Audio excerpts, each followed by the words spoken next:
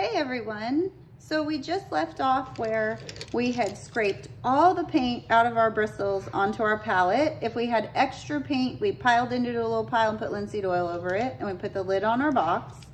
Then we went into our silicoid oil cleaner and pushed the bristles down into the fluid and then scrubbed them over here. But this shouldn't ever get too junky because most of the paint should be on your palette, not ever really going into the container. So I already did that in the other video where I scrubbed them all off and then I wiped them on the towel before I ever brought them to my sink.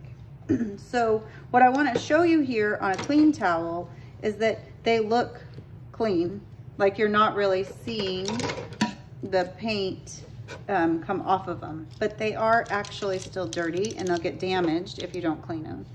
So what we'll do is I have just like regular old dish soap.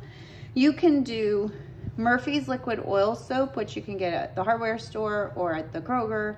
The cleaning product, it has like a little bit of conditioner in it, or you can get fancy soap from the art supply store that has a conditioner in it, but it's a little expensive.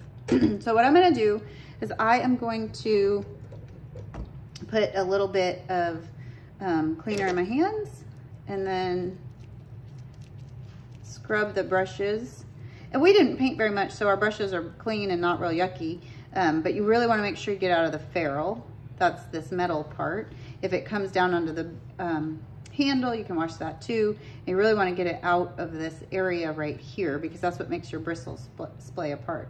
But you can see that that soap is a little gray. So rinse them all out.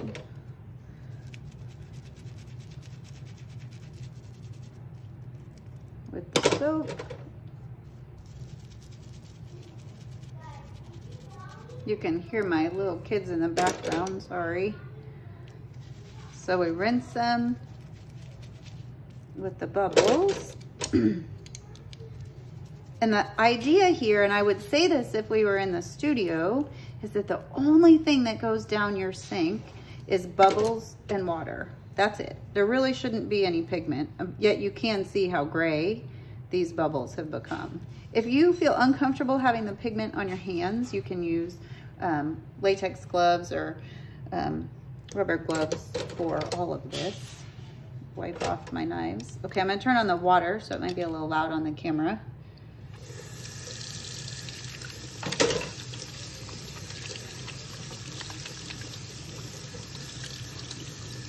And that's it. We will then, on a paper towel or more of your cleaning rag, you want to dry your brushes flat. So you make sure you rinse out all the suds. And then you squeeze out the water and then you reshape them and then just dry them flat. You can store them in the jars upright, but you don't want to do that until they dry, because if they're wet, then the water that's in the bristles goes down the ferrule and it deteriorates the glue, and then that's when your ferrules pop off. But you can see that already one of ours in the earlier video, I think it was this one, it started to pop off. I have a lot of brushes like this. That just means they're cheap. And that's what makes them higher quality, is if those things are prepared better. Your brush handles can be made out of resin, wood, ceramic, all kinds of different things, plastic, and that's what you're paying for in your brush quality. You can see that paint, I think, in there is still a little gray.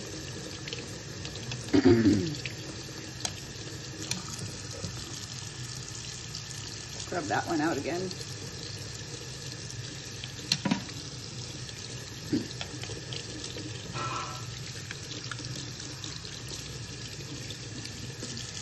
Squeeze it out, dry it.